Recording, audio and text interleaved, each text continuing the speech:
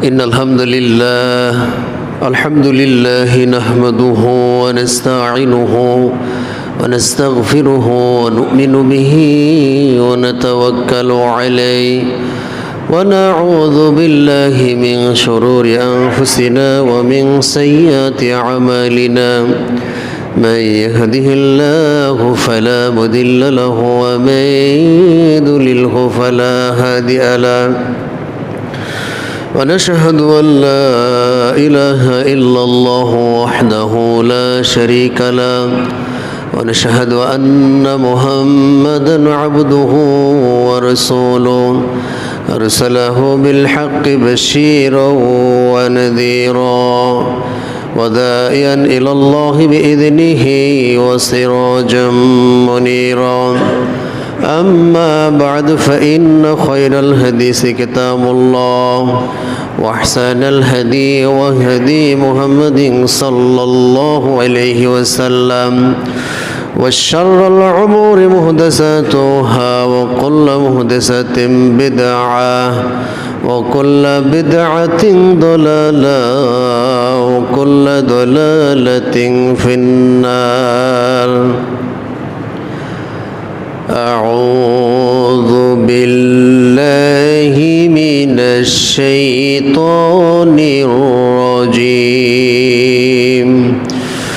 بسم الله الرحمن الرحيم. يسألونك عن الشهر الحرام قتال فيه قل قتال فيه كبير وصد عن سبيل الله وكفر به والمسجد الحرام وإخراج أهله منه أكبر عند الله والفتنة أكبر من القتل ولا يزالون يقاتلونكم حتى يردوكم عن دينكم إن استطاعوا ومن يرتد منكم عن دينه فيمت وهو كافر فأولئك حبطت أعمالهم في الدنيا والآخرة وأولئك أصحاب النار هم فيها خالدون.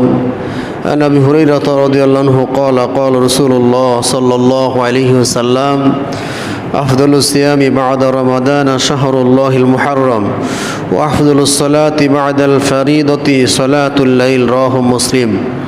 আলহামদুলিল্লাহ, যাবতীয় প্রশংসা আল্লাহ সুবহানাহু ওয়া তাআলার জন্য, যার অশেষ মেহেরবানিতে আমরা একটি সপ্তাহ পর আবার মসজিদে আসার তৌফিক পেলাম। যে মহান আল্লাহ রাব্বুল আলামিন আমাদের আসার মতো শক্তি সামর্থ্য তৌফিক প্রদান করেছেন, সে আল্লাহ রাব্বুল আলামিনের জন্য জানাই অসংখ্য শুকরিয়া, বলি আলহামদুলিল্লাহ।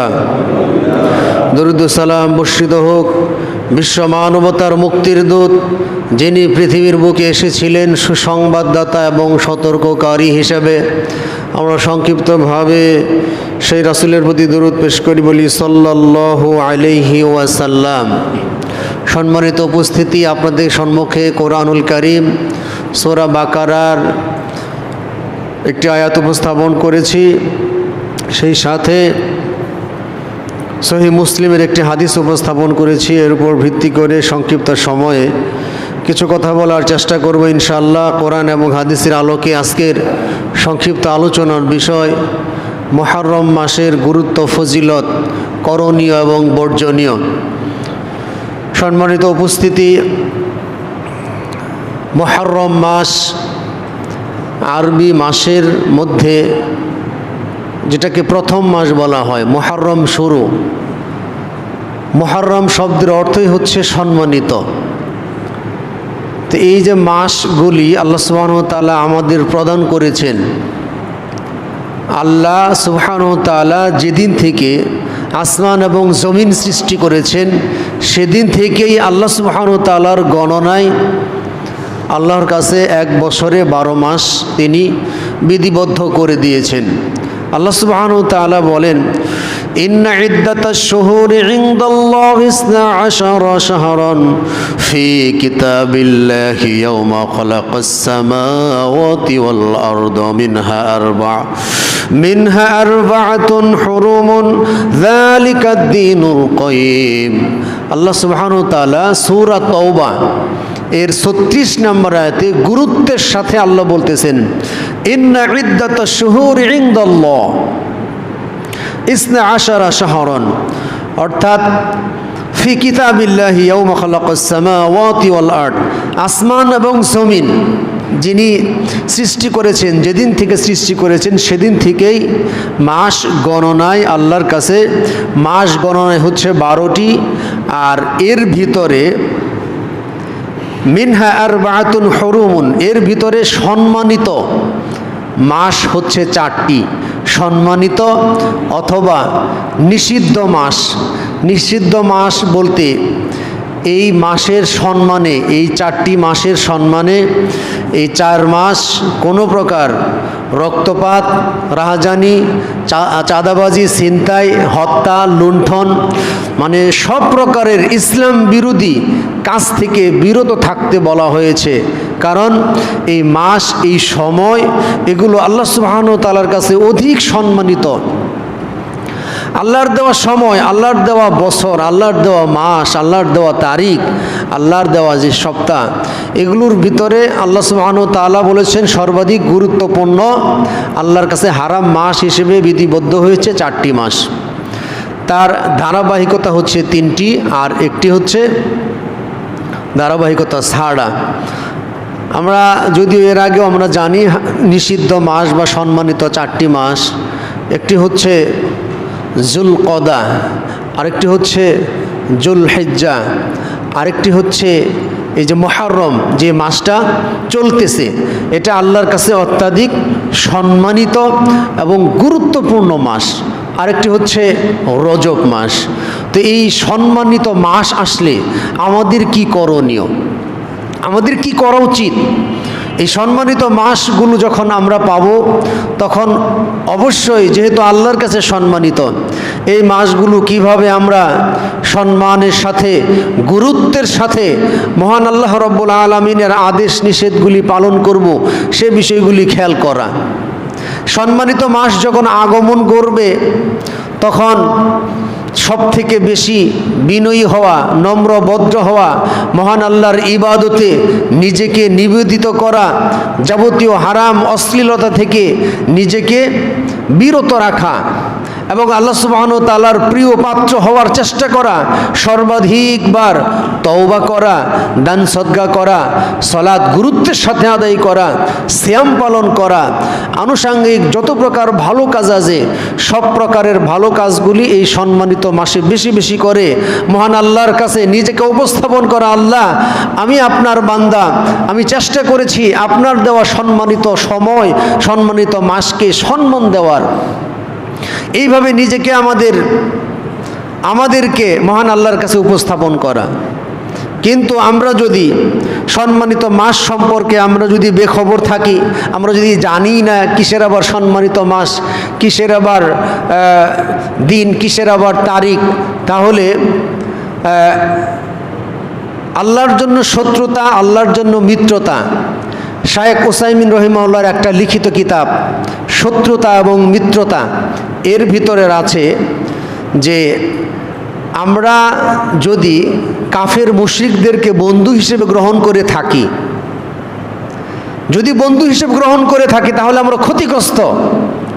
আর কাফের মুশরিকদের বন্ধু হিসেবে গ্রহণ করার যতগুলি কারণ রয়েছে, এর ভিতরে একটা কারণ হচ্ছে কাফের মুশরিকদের তৈরি করা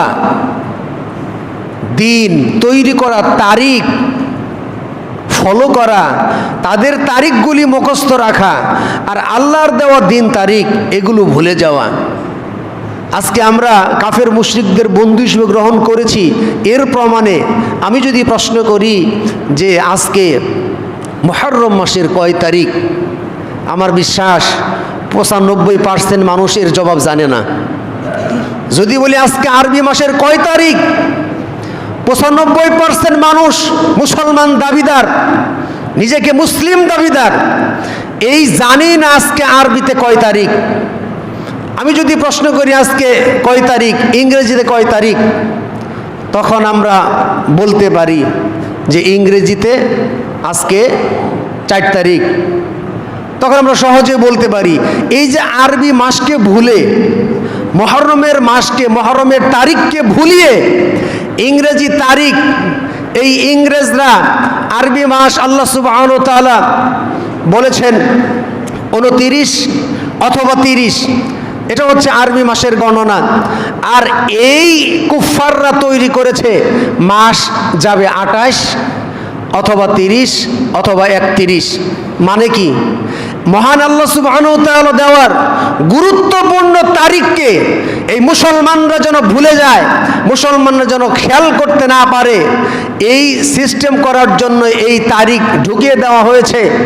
আর আমরা দিন বিমুখ মুসলমান, যদি আমি বলি আজকে কয় তারিখ, ইংরেজিটা মনে আছে কত সাল, ইংরেজিটা মনে আছে, আরবি কত সাল চলছে, 1447 সাল চলতেছে, এগুলো আমাদের কোনো খেয়াল নাই। আর এই আলামত বলে দেয় শায়েখ উসাইমিন রহিমাহুল্লাহর ফতোয়া অনুযায়ী, যারা আরবি তারিখটা মনে রাখতে পারে নাই, এরাই কাফেরদেরকে মিত্র হিসেবে গ্রহণ করেছে, এরাই দিন বিমুখ জাতি, এরা ইসলাম সম্পর্কে অজ্ঞ, এরাই ইসলাম থেকে অনেক দূরে, যারা নিজেদের তারিখটা পর্যন্ত ভুলে গেছে। আর যারা নিজেদের দিন থেকে এইভাবে বিমুখ হয়ে মৃত্যুবরণ করবে, তাদের পরিণাম সম্পর্কে মহান আল্লাহ সুবহানাহু ওয়া তাআলা সূরা বাকারার ভিতরে আয়াত বলেছেন, তাদের কি পরিণাম হবে। সম্মানিত উপস্থিতি, তাহলে আমি যেই কথা বলতেছি সেটা হচ্ছে আল্লাহর দেওয়া, মহান আল্লাহ যেদিন আসমান এবং জমিন সৃষ্টি করেছেন, সেদিন থেকে আল্লাহর কাছে মাস গণনায় 12 মাস, এর ভিতরে সম্মানিত নিষিদ্ধ মাস হচ্ছে 4টি। কয়টি নিষিদ্ধ মাস? 4টি। এগুলো আমাদের খেয়াল করতে হবে। তার ভিতরে আমরা যেই মাস আমাদের মাঝখান থেকে চলতেছে যে মাস, এটার নাম হচ্ছে মুহররম, আরবি মাসের প্রথম মাস মুহররম মাস। এই আরবি মাসগুলি আমাদের মুখস্থ রাখতে হবে, হিজরি সন, হিজরি তারিখগুলি আমাদের মুখস্থ করতে হবে। যদি আমরা এগুলো মুখস্থ না করতে পারি, আমাদের সন্তানদেরকে যখন আমরা এগুলো বলবো, তখন তারা আমাদেরকে প্রশ্ন করবে, কিসের আবার মুহররম, কিসের আবার রজব, কিসের আবার শাওয়াল, কিসের আবার রমজান, এগুলো সম্পর্কে তারা জানবে না। অর্থাৎ সন্তানদেরকে ইতিহাস সম্পর্কে তখন আমরা সঠিক সিদ্ধান্ত বা সঠিক ধারণা আমরা দিতে ব্যর্থ হব। সেজন্য অবশ্যই আমরা দাবি করি আমরা মুসলিম, দাবি অনুযায়ী আমাদের ইলম থাকতে হবে। সম্মানিত উপস্থিতি, আর যদি আমরা কুফফারদের তৈরি করা ক্যালেন্ডার, কুফফারদের তৈরি করা সংবিধান, কুফফারদের তৈরি করা সংস্কৃতি, অর্থনীতি সবকিছু আমরা গ্রহণ করি আর নিজেদের ঐতিহ্য ভুলে যাই, তাহলে আল্লাহ রাব্বুল আলামিন বলেন সূরা আল ইমরান 149 নম্বর আয়াত, আল্লাহ রাব্বুল আলামিন বলেন, ইয়া আইয়ুহাল্লাযীনা আমানু ইন তুতিউল্লাযীনা কাফারু ইয়ারুদ্দুকুম আলা আ'কাবিকুম ফাতানকালিবু খাসিরিন বালিল্লাহু মাওলাকুম ওয়া হুয়া খায়রুন নাসিরিন। মহান আল্লাহ বলতেছেন, খেয়াল করেন সবাই, আল্লাহ আমাদেরকে বারবার স্মরণ করিয়ে দিয়ে বলতেছে, হে ঈমানদারগণ, তোমরা যারা ঈমান এনেছো বলে নিজেদেরকে দাবি করো তোমরা ঈমানদার, তাদেরকে খেয়াল করে আল্লাহ বলতেছেন, ইন তুতিউল্লাযীনা কাফারু, ইনকন্ডিশনাল সেন্টেন্স, শারতিয়া, শর্ত করা হয়েছে, তোমরা যদি, আল্লাহ বলেছেন ইন তুতিউল্লাযীনা কাফারু ইয়ারুদ্দুকুম আলা আকাবিকুম, ও ঈমানদারগণ তোমরা যদি কুফফারদের, কাফিরদের, অবিশ্বাসীদের তোমরা যদি আনুগত্য করো, তোমরা যদি অনুসরণ করো, তাহলে ইয়ারুদ্দুকুম, তারা তোমাদেরকে ফিরিয়ে দিবে, তোমাদেরকে ফিরিয়ে নিয়ে যাবে। কোথায়? আলা আকাবিকুম, তোমাদের ইতিপূর্বে যেটা ছিল সেটাতে। মানে একজন মুসলমান হওয়ার পূর্বে সে কাফের থাকে, একজন মুসলিম হওয়ার আগে সে কাফের থাকে। এখানে আল্লাহ সুবহানাহু ওয়া তাআলা এই আয়াতে বুঝিয়ে দিচ্ছেন, হে ঈমানদারগণ, তোমরা যদি কাফেরদের আনুগত্য করো, কাফেরদের তৈরি করা ক্যালেন্ডার স্মরণ রাখো, আর মুসলমানদের তৈরি করা ক্যালেন্ডার ভুলে যাও, তাদের তৈরি করা সংস্কৃতি, অর্থনীতি, তাদের তৈরি করা সবকিছু মেনে তোমাদের স্মরণ থাকে, হুবহু ফলো করো, তাদের পোশাক পরিচ্ছদ, তাদের আচার অনুষ্ঠান সবকিছু তোমরা হুবহু মনে রাখো, স্মরণ করো, ফলো করো, আর তোমরা ইসলামকে ভুলে যাও, তাহলে আল্লাহ এখানে বলে দিয়েছেন, তাহলে তারা তোমাদেরকে তোমাদের পূর্বের অবস্থানে নিয়ে যাবে। মানে মুসলমানের পূর্ব অবস্থান কাফেরের মধ্যে তোমাদেরকে ফিরিয়ে নিয়ে যাবে। আল্লাহ বলতেছেন ফাতানকালিবু খাসিরিন, আর তোমরা যখন পূর্বের অবস্থায় ফিরে যাবে অবশ্যই তোমরা ক্ষতিগ্রস্তের অন্তর্ভুক্ত হয়ে যাবে। আল্লাহ সুবহানাহু ওয়া তাআলা তারপরে বলেন বালিল্লাহু মাওলাকুম, বরং তোমাদের অভিভাবক, তোমাদের উপদেষ্টা, তোমাদের পৃষ্ঠপোষক, তোমাদের বন্ধু, তোমাদের একমাত্র সাহায্যকারী, তোমাদের একমাত্র যিনি সবথেকে ভালো চান তিনি হচ্ছেন তোমাদের মাওলা, তোমাদের রব, তোমাদের আল্লাহ হচ্ছেন তোমাদের একমাত্র অভিভাবক। ওয়াহুয়া খৈরুন নাসিরিন, এবং তিনি আল্লাহ কতই না উত্তম সাহায্যকারী। সুতরাং কুফফারদের তৈরি করা ক্যালেন্ডার আপনার স্মরণ রাখতে হবে। হিজরি ক্যালেন্ডার ভুলে গিয়ে তাহলে আপনি কুফফারদের সাথে আপনার জীবন চরিত্র মিশে গেছে। আমি বলিনি যে তাদের ক্যালেন্ডার স্মরণ রাখা যাবে না, এটা বলিনি। আপনি তাদের ক্যালেন্ডার স্মরণ রাখেন। আপনি কোন মুসলমানের ক্যালেন্ডার ভুলে গেলেন কেন? আপনি ইসলামের ক্যালেন্ডার ভুলে গেলেন। ইসলামেরটা স্মরণ রেখে পরে আপনি সেটাও স্মরণ রাখেন, এতে তো কোনো দোষ নাই। আপনি কেন তাদেরটা স্মরণ রেখে আর মুসলমানদের ক্যালেন্ডার ভুলে গেলেন? কেন আপনি ভুলে গেলেন? কি জবাব দেব আমরা আল্লাহর কাছে? আর এই আলামত প্রমাণ করে আমরা কাফেরদেরকে বন্ধু হিসেবে গ্রহণ করেছি। সম্মানিত উপস্থিতি, আমরা আলোচনা করতেছিলাম হারাম মাস সম্পর্কে। হারাম মাস সম্মানিত মাস। এই মাস এতই গুরুত্বপূর্ণ, এই মাসে কোনো প্রকার যুদ্ধ, বিগ্রহ, হত্যা, হানাহানি, চাঁদাবাজি, লুটতরাজ, লুণ্ঠন এগুলো করা যাবে না। কিন্তু আমরা বর্তমানে চরিত্র কি দেখছি? অমুক জায়গায় উলঙ্গ করে মা মেয়েকে, স্বামীকে বেঁধে স্ত্রীকে ধর্ষণ করা হচ্ছে চাঁদার জন্যে।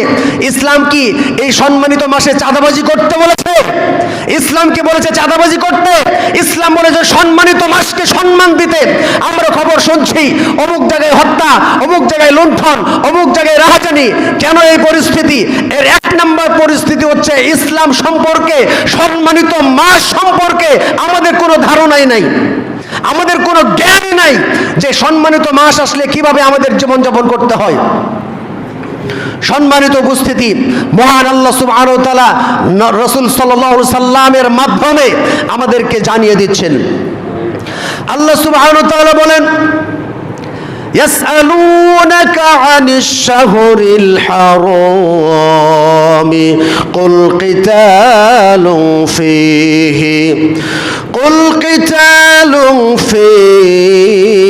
كبير। নবী, তারা আপনাকে এই হারাম মাস সম্পর্কে প্রশ্ন করবে যে তারা কি এই হারাম মাসে যুদ্ধ করবে নাকি করবে না, মারামারি করবে কি করবে না। তো আপনি তাদেরকে জবাব দিয়ে দেন, কুল কিতালুন ফীহি কাবীরুন। নিষিদ্ধ মাসে, হারাম মাসে হত্যা করা, যুদ্ধ করা বা হানাহানি করা, ফাসাদ সৃষ্টি করা আল্লাহর কাছে বড় ধরনের অপরাধ হিসেবে গণ্য হবে। অন্য মাসে অপরাধ করলে যেই পরিমাণ গুনাহ না হতো, এই সম্মানিত মাসে যারা হানাহানি করবে, মারামারি করবে, কাটাকাটি করবে, যুদ্ধ বিগ্রহ করবে, আর এই কাজটা মহান আল্লাহ সুবহানাহু ওয়া তাআলার কাছে অত্যন্ত ঘৃণিত এবং আল্লাহর কাছে বড় পাপ হিসেবে মহান আল্লাহ এই বিষয়টা দেখে থাকবেন। এরপরে এই মাসে ওয়াসাদ্দুন আন সাবিলিল্লাহ, আল্লাহ রাস্তায় বাধা প্রদান করা বড় ধরনের অপরাধ। আল্লাহ রাস্তায় বাধা প্রদান করা, ও কুফরুম বিহি, মহান আল্লাহর সাথে কুফরি করা, নাফরমানি করা, ওয়াল মসজিদুল হারাম ওয়া ইখরাজু আহলিহি, মসজিদের হারাম থেকে তার যারা মুসল্লি আছে বা তাদের সেখানে যারা অবস্থান করে, এই গৃহেতে যারা অবস্থান করে সালাত পড়ে, বা এদেরকে বের করে দেওয়া, আকবারু ইনদাল্লাহ মিনহু আকবারু ইনদাল্লাহ। আল্লাহ সুবহানাহু ওয়া তাআলা বলতেছেন এগুলো মহান আল্লাহর কাছে বড় পাপ হিসেবে পরিগণিত হবে। এরপরে মহান আল্লাহ সুবহানাহু ওয়া তাআলা বলেন, ওয়াল ফিতনাতু আকবারু মিনাল কতল, ওয়াল ফিতনাতু আকবারু মিনাল কতল। ফিতনা আকবার ইসমে তাফজিল এখানে এসেছে, তুলনাবাচক যে সেন্টেন্সটা আসছে যে মহান আল্লাহর কাছে এই হত্যার থেকেও জঘন্যতম মহান আল্লাহর কাছে হচ্ছে এই ফিতনা সৃষ্টি করা। ফিতনা কি? বিপর্যয় সৃষ্টি করা, হাঙ্গামা সৃষ্টি করা, মারামারি করা, ফাসাদ সৃষ্টি করা, কুন্দল করা, দলাদলি করা, একদল আরেক দলকে আক্রমণ করা, এই ধরনের ফিতনা ফাসাদ সৃষ্টি করা হত্যার থেকেও নিকৃষ্ট। একটা হত্যা করে দিলে ওটা শেষ হয়ে গেল, কিন্তু এর থেকেও জঘন্য, এর থেকেও নিকৃষ্ট মহান আল্লাহর কাছে সেটা হচ্ছে ফিতনা সৃষ্টি করা, বিপর্যয় সৃষ্টি করা, হাঙ্গামা সৃষ্টি করা। আল্লাহ সুবহানাহু ওয়া তাআলা বলেন, ওয়ালা ইয়াযালুনা ইউকাতিলুনাকুম হাত্তা ইয়ারুদ্দুকুম আন দীনিকুম ইন ইসতাতাউ। আল্লাহ বলতেছেন, আর আমরা বুঝতেছি অন্যটা। মহান আল্লাহ পরিষ্কার বলে দিচ্ছেন, ওয়ালা ইয়াযালুনা, তারা নিবৃত্ত হবে না, বিরত হবে না, তারা ক্ষান্ত হবে না। ওয়ালা ইয়াযালুনা ইউকাতিলুনাকুম, তারা তোমাদের সাথে যুদ্ধ করা থেকে বিরত হবে না, তোমাদেরকে হত্যা করা থেকে এই কাফের মুশরিকরা বিরত হবে না, ক্ষান্ত হবে না। আল্লাহ চ্যালেঞ্জ করছেন, গ্যারান্টি দিয়ে বলছেন, আর আমরা মনে করতেছি যে তারা আমাদের বন্ধু। আল্লাহ বলতেছেন তারা বিরত হবে না, হাত্তা, কোন পর্যন্ত, ইয়ারুদ্দুকুম আন দীনিকুম, যতক্ষণ পর্যন্ত তারা তোমাদের দিন, তোমাদের জীবন ব্যবস্থা, তোমাদের ইসলাম, তোমাদের ধর্ম, এটা থেকে যতক্ষণ পর্যন্ত তারা তোমাদেরকে ফিরিয়ে নিতে না পারবে, তারা যদি সক্ষম হয়, যতক্ষণ পর্যন্ত ফিরিয়ে নিতে তারা না পারবে ততক্ষণ পর্যন্ত তারা সর্বোত্তম চেষ্টা করবে, তোমাদেরকে মেরে হোক, তোমাদেরকে বুদ্ধিভিত্তিক লড়াই করে হোক, যে কোনোভাবে তোমাদেরকে ঘায়েল করে হোক, তাদের একটাই প্রচেষ্টা, সেটা হচ্ছে মুসলমান যেন মুসলমানের অস্তিত্ব ভুলে যায়, মুসলমান যেন মুসলমানের ইতিহাস ভুলে যায়, মুসলমান যেন তাওহীদ ভুলে যায়, মুসলমান যেন রব ভুলে যায়, মুসলমান যেন ইসলাম সম্পর্কে ন্যূনতম জ্ঞান না থাকে, এটাই তারা চায়। আর এখন বর্তমানে এটাই হচ্ছে। আমরা দাবি করি মুসলমান, কিন্তু আজকে কয় তারিখ এটা জানি না, আমাদেরকে ভুলিয়ে রাখা হয়েছে। আমরা দাবি করি মুসলমান, মুসলমানের ইতিহাস জানি না, আমরা শিরিক কি জানি না, বিদআত কি জানি না, আমাদেরকে ভুলিয়ে রাখা হয়েছে। আমরা আমাদের দিন, আমাদের জীবন ব্যবস্থা থেকে আজকে আমরা অনেক দূরে, আর এটাই চেয়েছিল কাফেররা। আর আমরা যারা আজকে এই দিন থেকে মুখ ফিরিয়ে নিচ্ছি, তাদের ব্যাপারে মহান আল্লাহ সুবহানাহু ওয়া তাআলা বলেছেন, ومن يرتد منكم عن دينه فيمت وهو كافر فأولئك حبطت أعمالهم في الدنيا والآخرة وأولئك أصحاب النار هم فيها خالدون। স্পষ্ট কথা মহান আল্লাহ সুবহানাহু ওয়া তাআলা বলতেছেন, ওয়ামান ইয়ারতাদিদ মিনকুম, তোমাদের ভিতরে যে ব্যক্তি ইয়ারতাদিত মিনকুম, যে ব্যক্তি তোমাদের ভিতরে দিন থেকে বিমুখ হবে, তোমাদের ভিতরে যে ব্যক্তি ইসলাম থেকে বিমুখ হবে, ইসলাম সম্পর্কে জ্ঞান অর্জন করবে না, ইসলামের বিধিবিধান হালাল হারাম হুকুম আহকাম ফরজ নফল এই বিষয় জানবে না, ইসলাম সম্পর্কে ইসলামের বিধিবিধান ইসলাম জীবন ব্যবস্থা এই সম্পর্কে যে ব্যক্তি জ্ঞান অর্জন করবে না, ইসলামের তোয়াক্কা করবে না, ইসলামকে অপশনাল সাবজেক্ট হিসেবে গ্রহণ করবে, ইসলাম নিয়ে কোনো মাথা ব্যথাও নাই, দিন প্র্যাকটিস করবে না, এই সমস্ত যে সমস্ত ব্যক্তিরা আছে আল্লাহ বলতেছেন তোমাদের ভিতরে যে ব্যক্তি দিন থেকে বিমুখ হবে, ইসলাম থেকে বিমুখ হবে, ইসলাম পালন করা থেকে, ইসলাম জানা থেকে, ইসলাম চর্চা করা থেকে যে ব্যক্তি বিমুখ হবে, মহান আল্লাহ সুবহানাহু ওয়া তাআলা বলেছেন ফায়ামুত, আর ওই অবস্থায় মৃত্যুবরণ করবে, ওয়া হুয়া কাফিরুন, কাফিরুন ইসমে ফাইলের সিগা কাফিরুন, অস্বীকারী একজন ব্যক্তি, অমান্যকারী একজন ব্যক্তি হিসেবে পরিগণিত হবে আল্লাহর কাছে। আল্লাহ বলতেছেন ওয়া হুয়া কাফিরুন, অবশ্যই সে কাফের অবস্থায় মৃত্যুবরণ করবে। ফাউলাইকা হাবিতাত আমালুহুম, আর পৃথিবীতে সে যে আমল করেছিল, ভালো কাজ করেছিল, কিছু ভালো কাজ করেছিল, ফিদ দুনিয়া ওয়াল আখিরা, এই ভালো কাজগুলি এই আমলগুলি বাতিল হয়ে যাবে, নষ্ট হয়ে যাবে।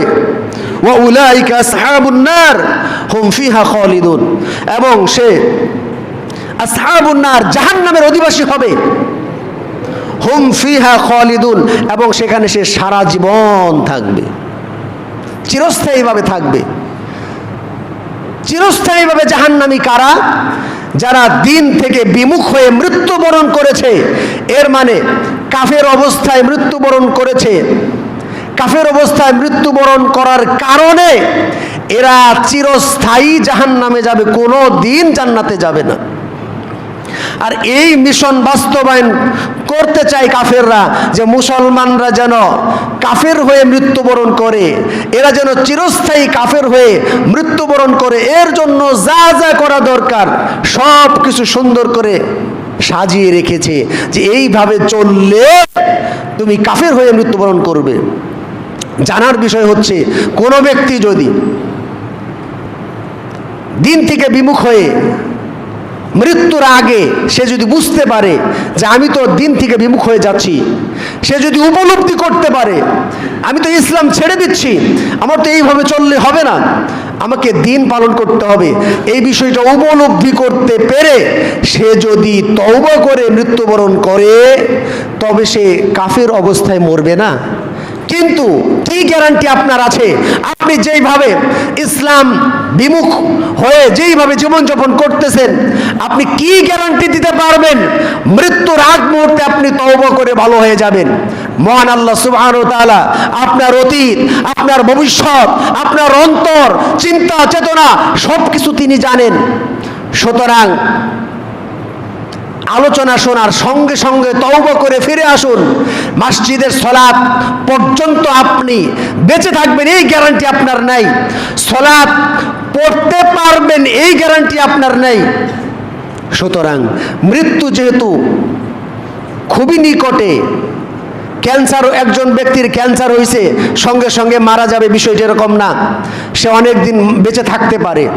কিন্তু একজন মুমিন, একজন ইমানদার, এর চিন্তা হবে আমরা যখন রাতের বেলায় ঘুমাই আল্লাহুম্মা বিসমিকা আমুতু ওয়া আহইয়া, যে আমরা মহান আল্লাহ রাব্বুল আলামিনের নামেই মৃত্যু বরণ করছি, আমরা যে ঘুম পারি এটা একটা মৃত্যু।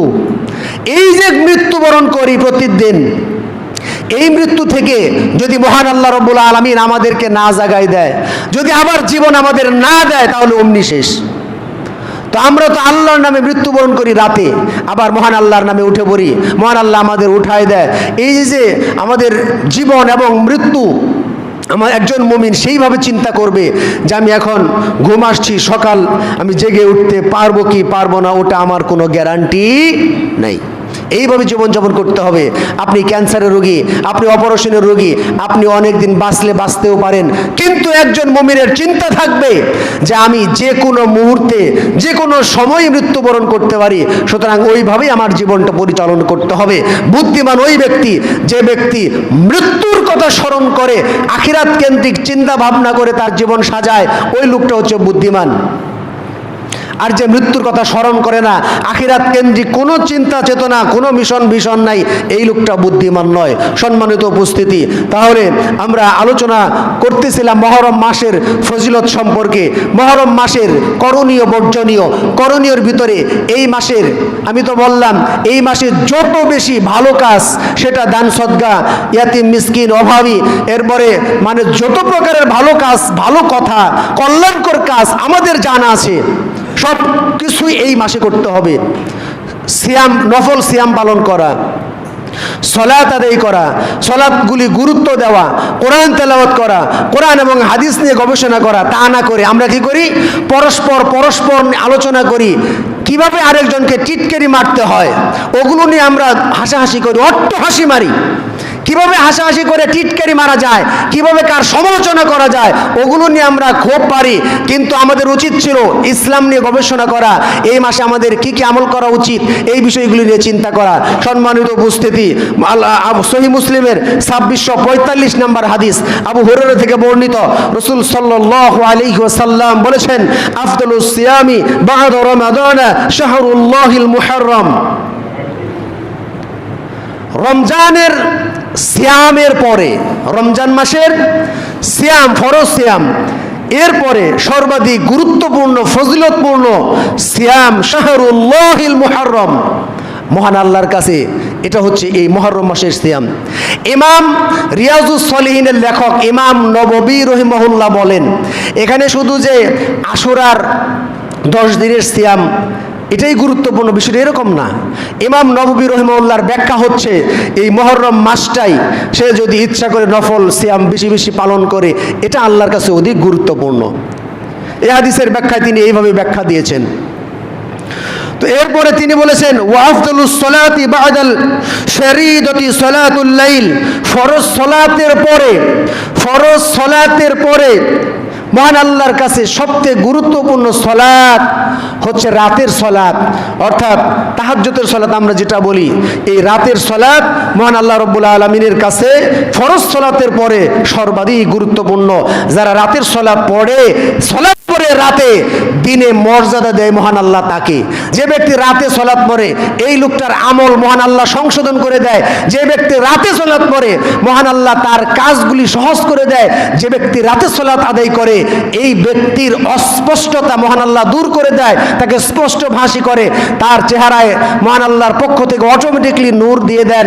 এবং যে ব্যক্তি রাতে সলাত পড়ে, মহান আল্লাহ রাব্বুল আলামিন তার করণীয় কাজগুলি সংশোধন করে দেন। সে বেহুদা কথা বলে না, অনর্থক কোনো কাজকর্ম করে না, মহান আল্লাহ সংশোধন করে। সুবহানাল্লাহ, রাতের সলাতের গুরুত্ব কতটুকুন। এরপর আমরা আসি আশুরা সিয়াম, এটার প্রেক্ষাপটটা কি। এ মর্মে ইবনে আব্বাস রাদিয়াল্লাহু আনহু বলেন, ক্বালা কদিমান নবী সাল্লাল্লাহু আলাইহি সাল্লাম মদিনা ফারাআল ইয়াহুদা তাসুমু ইয়াউম আশুরা ফাকালা মা হাযা ক্বালু হাযা ইয়াউম সালিহুন হাযা ইয়াউমুন নাজ্জাল্লাহ বানি ইসরাঈল মিন আদুবিহিম ফাসামাতু মূসা ক্বালা فأنا أحق بموسى منكم فصامه وأمر بصيامه। সহিহ বুখারীর 2004 নম্বর হাদিস। মুহাম্মদুর রাসূলুল্লাহ সাল্লাল্লাহু আলাইহি সাল্লাম যখন মক্কা থেকে মদিনায় হিজরত করলেন, এই মদিনায় হিজরত করার সময় তিনি দেখতে পেলেন যে ইহুদিরা এই সিয়াম পালন করতেছে। তখন আল্লাহ রাসূল জিজ্ঞাসা করেন, মাহাজা, এটা কি, এটা কিসের সিয়াম তোমরা পালন করতেছো? তখন তারা বললেন যে এটা অত্যন্ত গুরুত্বপূর্ণ সিয়াম আল্লাহর কাছে, এবং এই দিনের সিয়ামটা আমরা এজন্য পালন করি যে মূসা আলাইহিস সালাম যেদিন ফেরাউনের কবল থেকে, অত্যাচারী ফেরাউনের কবল থেকে যেদিন মূসা আলাইহিস সালাম এবং তার কওমকে মহান আল্লাহ রাব্বুল আলামিন হেফাজত করলেন, নীল নদে ফেরাউনকে চুবিয়ে মারলেন আর মূসাকে রক্ষা করলেন, এই মুসা আলাইহিস সালাম তিনি যখন মুক্ত হলেন, মুক্ত হওয়ার পরে শুকরিয়া স্বরূপ মুসা আলাইহিস সালাম এই আশুরার এই সিয়াম তিনি পালন করলেন। সেদিন থেকে ইহুদিরা মুসা আলাইহিস সালাম অর্থাৎ বিজয়ী হওয়ার স্মরণে এদিন থেকে সিয়াম পালন করে। আল্লাহ রাসূল সাল্লাল্লাহু আলাইহি ওয়াসাল্লাম বললেন যে মুসা আলাইহিস সালাম আমার আগের নবী, সুতরাং তিনি আমার ভাই, তিনি যদি এই গুরুত্বপূর্ণ একটা আমল করে থাকে তাহলে আমি কেন পিছিয়ে থাকবো? আমি অধিক হকদার এই আমলের ক্ষেত্রে, আমিও এই সিয়াম পালন করব এবং তোমরাও এই আশুরার এই 10 তারিখের সিয়াম পালন করো। এরপরে সাহাবীরা প্রশ্ন করেছিলেন, ইয়া রাসূলুল্লাহ, এটা তো ইহুদিরা পালন করে। এরপরে এই ঘটনার আগে ইহুদিরা অপবাদ দিল আল্লাহ রাসূলরে যে তিনি আহলে কিতাবের অনুসরণ করে, ইহুদিদের অনুসরণ করে। যখন এইভাবে অপবাদ দেওয়া শুরু করলো, তখন সাহাবীরা যখন আল্লাহ রাসূলকে প্রশ্ন করলেন যে তারা আপনাকে অপবাদ দিচ্ছে, আপনি যে আহলে কিতাবের অনুসরণ করেন, তখন আল্লাহ রাসূল সাল্লাল্লাহু আলাইহি ওয়াসাল্লাম তখন সিদ্ধান্ত নিলেন যে আহলে কিতাব যে কাজ করবে তোমরা তার বিরোধিতা করবে। তখন তিনি ঘোষণা করলেন যে তারা এই আশুরার 10 তারিখে সিয়াম পালন করে, তোমরা কি করবে? তারা একটা করে, তোমরা 2টা করবে। তোমরা কি করবে? 9-10 অথবা 10-11। অর্থাৎ এই আল্লাহ রাসূল এই ঘোষণা দিয়েছিলেন যে ইনশাআল্লাহ যদি আমি সামনের বছর বেঁচে থাকি তাহলে এই সিয়াম আমি পালন করব 2 দিন, 9-10 অথবা 10-11। ইহুদিরা যে অপবাদ দিয়েছিল সেই অপবাদ থেকে মুক্তির জন্য, অর্থাৎ সেদিন থেকে বিধিবদ্ধ হয়ে গেল আমাদের জন্যও আমরা কি করব? ইহুদিদের বিপরীত কাজ করব। এই আশুরার সিয়াম আমরা 9 তারিখ, 10 তারিখ অথবা 10 তারিখ, 11 তারিখ, যেটা আমাদের 6-7 অথবা 5-6 তারিখে আমাদের এই সিয়াম পালন করতে হবে। অর্থাৎ শনি রবি অথবা রবি সম, আমরা সামনের যে দিন শনি রবি অথবা রবি সম আমরা এই সিয়াম পালন করবো ইনশাআল্লাহ। তারপরে এই আশুরার সিয়ামের ফজিলত কি রয়েছে? এই আশুরার সিয়ামের ফজিলত সম্পর্কে আবি কতাদা আন্না নবী সাল্লাল্লাহু আলাইহি সাল্লাম ক্বালা সিয়ামু ইয়াউমি আশুরা ইন্নী আহতাসিবু আলাল্লাহি আইয়ুকাফিরাস সানাতাল্লাতী ক্বাবলাহু। অর্থাৎ বিগত 1 বছরের যত ছোট পাপ রয়েছে, 1 বছরের যত ছোট ছোট পাপ রয়েছে, এই সমস্ত ছোট ছোট পাপ মহান আল্লাহ রাব্বুল আলামিন এই সিয়াম পালন করলে ক্ষমা করে দেবেন। সুবহানাল্লাহ। তাহলে অবশ্যই আমাদের এই সিয়াম পালন করা উচিত। এরপরে আশুরার সিয়ামের ফজিলত আমরা জানলাম। এই মুহররম মাসের বর্জনীয় কিছু আমল আমাদের আছে, এগুলো আমাদের অবশ্যই বর্জন করা উচিত।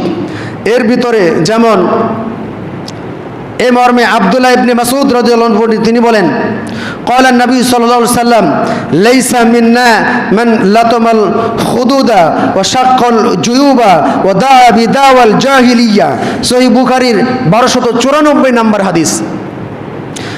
আব্দুল্লাহ ইবনে মাসউদ রাদিয়াল্লাহু আনহু হতে বর্ণিত, তিনি বলেছেন সে আমাদের মধ্যে, আল্লাহ রাসূল বলেছেন, সে আমাদের মধ্যে নয়, সে আমার উম্মতের কেউ না, সে আমার উম্মতের কেউ না। আমি তাকে সুপারিশও করব না, শাফায়াতও করব না, সে আমার উম্মতের কেউ না যে ব্যক্তি গাল চাপড়ায়। একজন মানুষ মারা গেল, মহিলারা এই স্বভাবটা বেশি পাওয়া যায় মহিলাদের ভিতরে। একজন তার আত্মীয় স্বজন মারা গেছে, তার কাপড় ঠিক আছে কি নাই এগুলো দেখার বিষয় না, সে পুরুষ না মহিলা এটাও দেখতেছে না, যে কোনো মানুষকে জড়িয়ে ধরে ইচ্ছা মতো কান্না করতেছে, গাল চাপড়াইতেছে, বুক থাপড়াইতেছে, কাপড় ছিঁড়তেছে। এই যে একটা সিস্টেম, এই সিস্টেমটাই হচ্ছে জাহালতের সিস্টেম। এটা সহজে এই মানুষগুলি এগুলো পরিত্যাগ করতে পারবে না। আল্লাহ রাসূল আশঙ্কা করেছেন আমার উম্মত সহজে এগুলো পরিত্যাগ করতে পারবে না। অথচ আল্লাহ রাসূল সাল্লাল্লাহু আলাইহি ওয়াসাল্লাম বলেছেন, যারা এই ধরনের কাজ করবে, মানুষ মৃত্যুবরণ করার পরে যারা এই ধরনের কাজ করবে, গাল চাপড়াবে, এরপরে কাপড় ছিঁড়বে, গড়াগড়ি পারবে, এই ধরনের উন্মাদনা করবে, আল্লাহ রাসূল স্পষ্ট করে বললেন যে তারা আমার উম্মতের কেউ না। এগুলো জাহেলি যুগের চিৎকার, জাহেলি যুগের কাজ।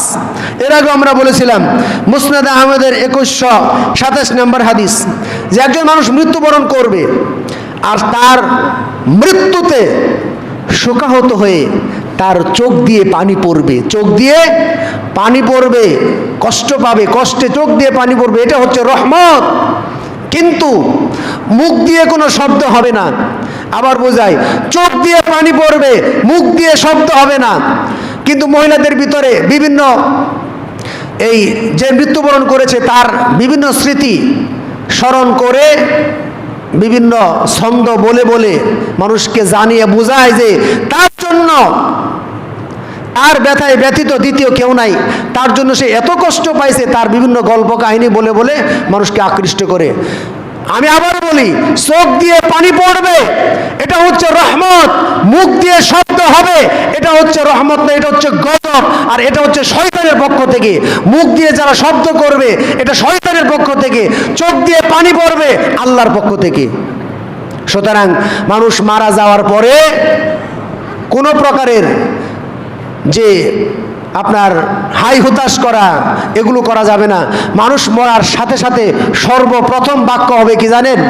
মানুষ মরার সাথে সাথে আগে বলতে হবে আলহামদুলিল্লাহ, এরপরে ইন্না লিল্লাহ।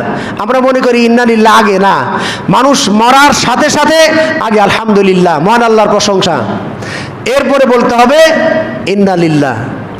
তেমনি ভাবে সন্তান যখন প্রসব করবে, সন্তান প্রসব করার পরে আগে বলতে হবে আলহামদুলিল্লাহ। সন্তান ছেলে হোক অথবা মেয়ে হোক বলতে হবে আলহামদুলিল্লাহ। তো সম্মানিত উপস্থিতি, তাহলে আমরা যে কথা বলতেছিলাম যে বর্জনীয় আমল, আমরা দেখতে পারবো আমাদের দেশেও এরকম আছে যে যারা শিয়াদের সম্পর্কে আমরা আলোচনা করেছিলাম।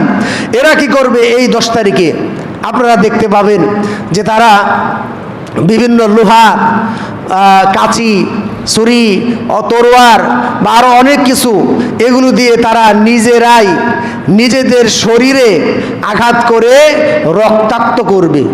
রক্তাক্ত করে তারা বলবে হাই হোসেন, হাই হোসেন।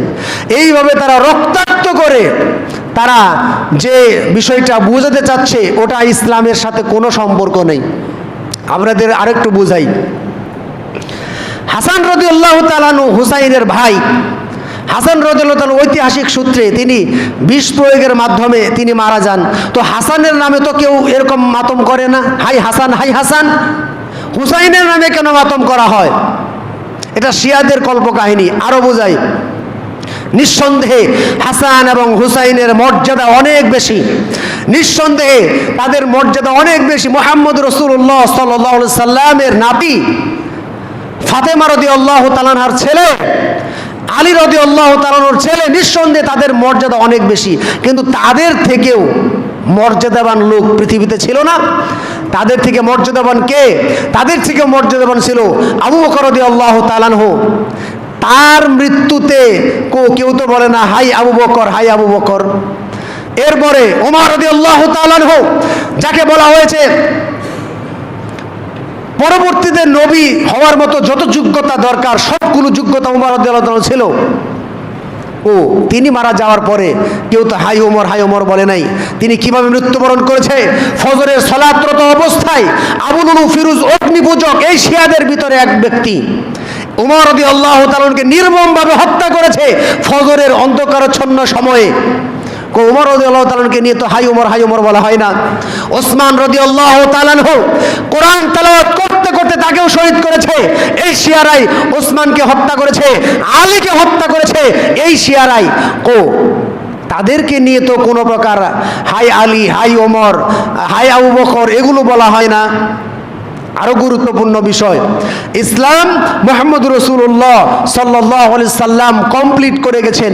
তিনি যেদিন থেকে মৃত্যুবরণ করেছে ওদিন থেকে ওহী আসা বন্ধ হয়েছে। এরপরে আর যে কোনো কাজ ওগুলো ইসলাম না, ওগুলো শরীয়ত না। কারণ শরীয়ত হতে হলে মুহাম্মদ রাসূলুল্লাহ সাল্লাল্লাহু আলাইহি সাল্লামের সিল থাকতে হবে, মুহাম্মদ রাসূলুল্লাহ সাল্লাল্লাহু আলাইহি সাল্লামের সই থাকতে হবে, মুহাম্মদ রাসূলুল্লাহ সাল্লাল্লাহু আলাইহি সাল্লামের স্বীকৃতি থাকতে হবে। ওগুলো শরীয়ত না। শরীয়ত মুহাম্মদ রাসূলুল্লাহ সাল্লাল্লাহু আলাইহি সাল্লাম পর্যন্ত, এরপরে এগুলো ইতিহাস। হাসান হোসাইনের মৃত্যু আরও যেগুলো আমরা দেখি এগুলো হচ্ছে কি ইতিহাস, এগুলো ইসলাম না। ইসলাম পরিপূর্ণ হয়েছে মুহাম্মদ রাসূলুল্লাহ সাল্লাল্লাহু আলাইহি সাল্লাম যতদিন জীবিত ছিলেন, যখন থেকে তিনি মৃত্যুবরণ করেছেন তখন থেকে ওহীর দরজা বন্ধ হয়েছে। এরপরে যেগুলো ইসলামের নাম দিয়ে চালানো হচ্ছে এগুলো কিন্তু ইসলাম না। তো সেজন্য আমাদের অবশ্যই সতর্ক করতে হবে, এই ধরনের মাতম, এগুলো জাহলিয়াত, এগুলো থেকে আমাদের বিরত থাকতে হবে, ইসলামের সঠিক জ্ঞান অর্জন করতে হবে। আল্লাহ রাব্বুল আলামিন আমাদেরকে ইসলামের প্রত্যেকটা বিষয় পুঙ্খানুপুঙ্খানুভাবে জেনে তদনুযায়ী আমল করার তৌফিক আল্লাহ রাব্বুল আলামিন আমাদের প্রত্যেককে দান করুক। আল্লাহুম্মা আমিন। বারাকাল্লাহু লানা ওয়া লাকুম ফিল কুরআনিল আযীম।